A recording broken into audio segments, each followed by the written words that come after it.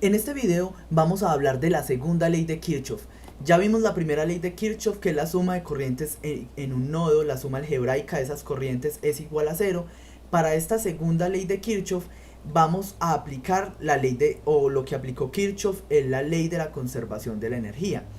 Entonces, ¿qué dice? Para cualquier circuito de parámetros concentrados, en cualquier instante, la suma algebraica de los voltajes a través de los elementos de circuito que forman una trayectoria cerrada, cualquiera es cero. Quiere decir, en palabras mundanas, que la suma de los voltajes es igual a cero en una malla, en una trayectoria cerrada.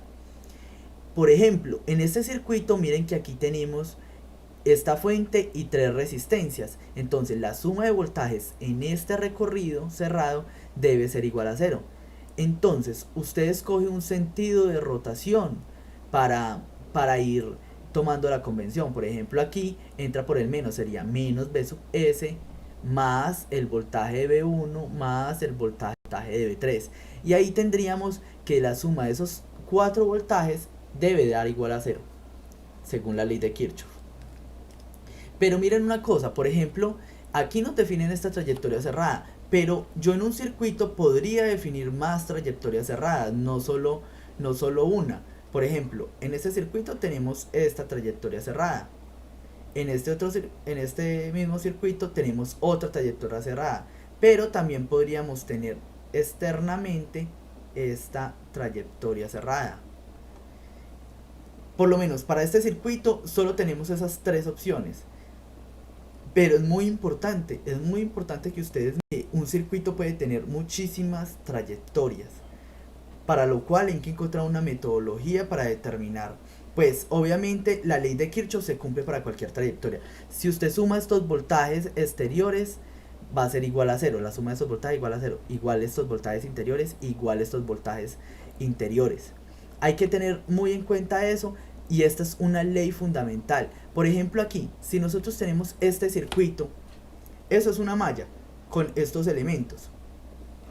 Entonces, lo que vamos a hacer es la suma de voltajes en esta malla, que debe ser igual a cero, según la ley de Kirchhoff.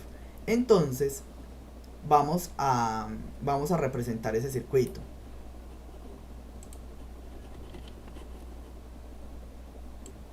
Entonces, lo que vamos a hacer es que vamos a recorrer, uno siempre cuando va a hacer suma de voltajes debe escoger un sentido de rotación para ir sumando los voltajes.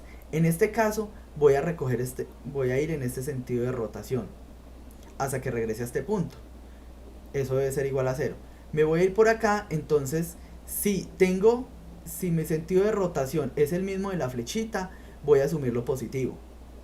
Entonces sería B1 positivo, sigo en ese sentido, B2 positivo más B2 positivo.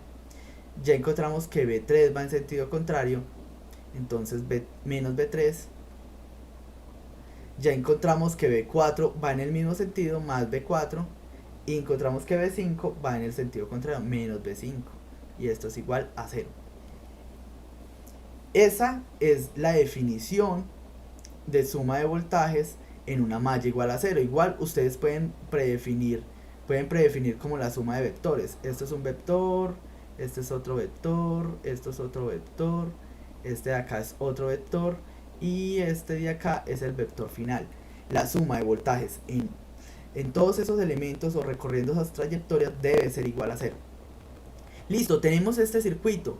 Miren que la definición es muy simple y aparte de Kirchhoff, ni la primera ni la segunda nos importa qué elementos estén conectados. Lo único que nos importa es cuánto es la corriente y cuánto es el voltaje, lo cual ustedes deben tener muy en cuenta porque en los próximos videos ya vamos a empezar a hablar más detalladamente de estas leyes. Espero que estén muy bien, que les haya gustado este ejercicio. Hasta luego, que estén muy bien.